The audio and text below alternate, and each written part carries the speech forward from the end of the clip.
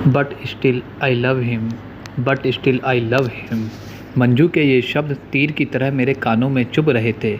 मैं यह सोच कर हैरान थी कि शहर की जानी मानी डॉक्टर मंजू सिंह, जो प्रतिदिन न जाने कितने लोगों के दुख दर्द मिटाती है, खुद कितने गहरे दर्द में डूबी है और उससे उबरना भी नहीं चाहती है। पुरानी यादों के पन्ने एक एक करके मेरी आंखों के सामने फड़फड़ाने लगे। हम दोनों बचपन की गहरी सखियां एक ही मोहल्ले में रहती थीं तथा एक ही कक्षा में पढ़ती थी। हमारी मित्रता उस दिन हुई जब बस में एक बड़ी दीदी ने मुझे सीट से उठा दिया और स्वयं उस पर बैठ गई। यह देख मंजू उनसे भिड़ गई। दीदी, आपने उसकी सीट ले ली, वह इतना भारी बैग टांग कर कैसे खड़ी रहेगी? दीदी के धमकाने पर उसने कंडक्टर से शिकायत कर दी। शिकायत करके मुझे मेरी सीट दिलवा कर ही दम लिया और फिर हम मित्रता की डोर से ऐसे बंधे जो समय के साथ और मजबूत हो गई। इस घटना के बाद से हम बच्चों के बीच मंजू दबंग गर्ल के नाम से मशहूर हो गई। वह स्कूल की हर गतिविधि में बढ़ चढ़कर हिस्सा लेती। उसकी संगत के प्रभाव से मुझे भी कुछ अवसर प्राप्त हो जाते थे। अपने नैसर्गिक सौंदर्य, नेतृत्व क्षमता, अभिनय कौशल और वाक्पटुता से वह सब की चहेती थी। जो उससे ईर्ष्या करते थे वे भी मन ही मन उसकी प्रशंसा करते थे। फर्स्ट ईयर तक पहुँचते पहुँचते न जाने कितने लड़के उस पर जान छिड़कने लगे। हर कोई उसे अपनी गर्लफ्रेंड बनाने के लिए आतुर रहता, पर वह किसी को घास नहीं डालती। मैं उसे छेड़ती, मंजू, क्या तुझे कोई भी पसंद नहीं आता? किसी का तो दिल रख लिया कर। वह मुझे समझाती, प्यार व्यार के लिए तो सारी ज़िंदगी पड़ी है। मुझे तो पापा की तरह प्रसिद्ध डॉक्टर बनना है। हम दोनों साथ साथ पढ़ते। कभी वह मेरे घर आ जाती, कभी मैं उसके घर चली जाती। हम दोनों को संयोगवश एक ही मेडिकल कॉलेज में प्रवेश भी मिल गया। वहाँ पहुँचते ही वह सभी शिक्षकों व जूनियर सीनियर विद्यार्थियों की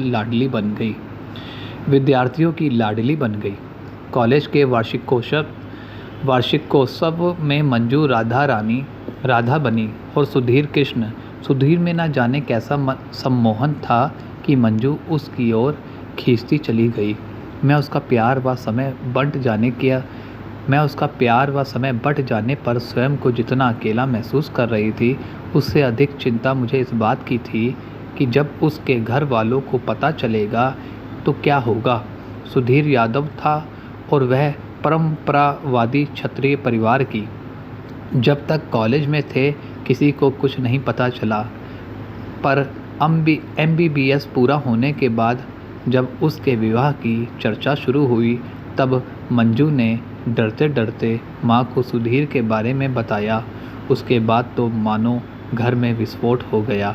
सब ने उसे समझाने का बहुत प्रयास किया, पर उसने दृढ़तापूर्वक अपना निर्णय सुना दिया कि वह शादी करेगी तो सिर्फ सुधीर से, वरना जीवन भर विवाह नहीं करेगी।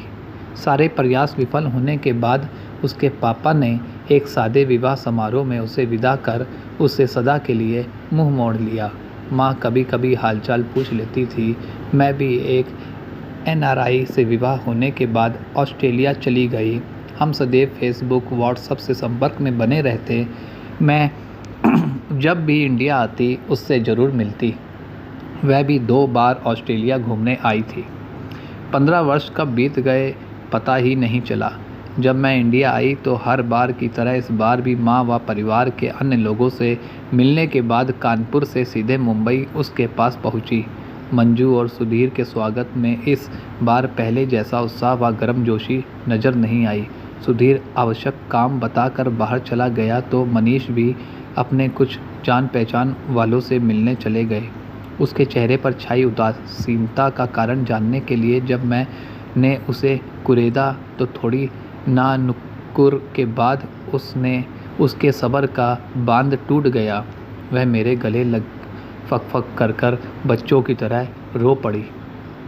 थोड़ा दिल हल्का होने के बाद उसने मुझे बताया, सुधीर का उसके नर्सिंग होम की एक नर्स के साथ अफेयर चल रहा है। पहले तो पूछने पर कहता था कि मैं बेवजह उस पर शक करती हूँ, पर अब वह ढीठ हो गया है। कहता है कि तुम्हें जो करना है कर लो, जहाँ जाना है जाओ, पर मैं उसे नहीं छोड़ सकता। यह सुनकर तो जैसे मुझ पर वज्रपात ही हो गया।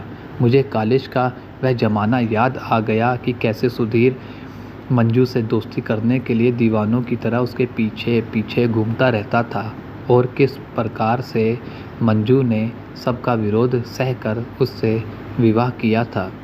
मैंने उसे समझाया कि यदि वह शहर का प्रतिष्ठित चाइल्ड स्पेशलिस्ट है तो तू भी प्रसिद्ध गाइनोकोलॉजिस्ट, तू पढ़ी लिखी आत्मनिर्भर नारी है, तेरी समाज में अलग पहचान है, तू अपनी व अपने बच्चों की देखभाल करने में सक्षम है, तू ऐसे बेवफा चरित्रहीन इंसान को छोड़ क्यों नहीं देती।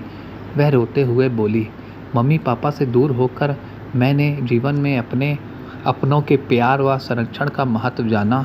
आज भी मेरा मन मायके जाने को तरसता है। मायके के दरवाजे मेरे लिए बंद नहीं हैं, पर मेरी भूल मेरे स्नेह पर ज़्यादा भारी पड़ती है। पापा के आशीर्वाद के लिए उठे हाथ मेरे सिर तक पहुँचते पहुँचते रुक जाते हैं।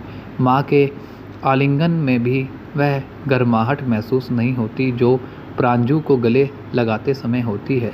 अपना घर अब मुझे अपना नहीं लगता। तुझे याद है ना पापा ने कैसे घूम घाम से प्रांजू की शादी की थी। घर व संपत्ति का बंटवारा करते समय माँ ने मुझे बुलाया और कहा, पापा अपनी संपत्ति तुम दोनों बहनों के बीच बांटना चाहते हैं, आ जाओ। मैंने माँ से कहा, मुझे कुछ नहीं चाहिए, बस मुझे अपना आशीर्वाद दे दो। पर माँ के बहुत जोर देने पर मैं कानपुर चली गई। वहाँ पहुंचकर देखा पापा ने वह नर्सिंग होम जिसमें वे अपनी जगह सदा अपनी डॉक्टर बेटी को बैठा हुआ देखना चाहते थे, वह घर जिससे मेरी यादें जुड़ी थी, सब प्रांजू व देवेश के नाम कर दिया था। मुझे उन्होंने कैश, जेवर व प्लाट दिए थे। यह देख मैं अपने कमरे की दीवारों से चिपक कर फूट फूट कर रोई थी। मन में आया कि कह दूं कि पापा मुझे कुछ नहीं चाहिए, बस आप मेरे पहले वाले पापा बनकर मुझे गले लगा लो, अपनी मंजू को माफ़ कर दो। जड़ से विच्छिन्न शाखा के समान स्वयं को अकेला महसूस कर रही थी। फिर सोचा, दोष तो मेरा ही है, मैंने ही उनके मान सम्मान, भरोसे और सपनों को घूमिल किया था। भौतिक संपदा तो उन्होंने बराबर बांटी, पर स्नेह नहीं। श्वेता, तू नहीं जानती कि अपनों से अलग होना व उनकी अपेक्षा सहना कितनी पीड़ा पहुंचाता है। सुधीर मुझसे प्यार नहीं करता, वह मेरे साथ रहना भी नहीं चाहता, पर मैं उनके बिना नहीं रह सकती। I hate lost my love, but still I love him. उसके बिना मैं जी नहीं पाऊंगी।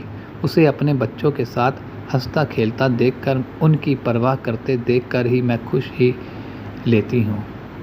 खुश हो जाती हूँ। अपना ना होते हुए भी अपना होने के एहसास के साथ जी लेती हूँ। कहने के बाद वह मेरे कंधे पर सिर रख कर बच्चों की तरह फूट फूट कर रोने लगी। हमने सुधीर को समझाने की कोशिश की, पर वह न समझा। मैं दुखी मन से अपने घर लौट आई, पर उसके ये शब्द अब भी मेरे कानों को पिघला रहे हैं, but still I love him.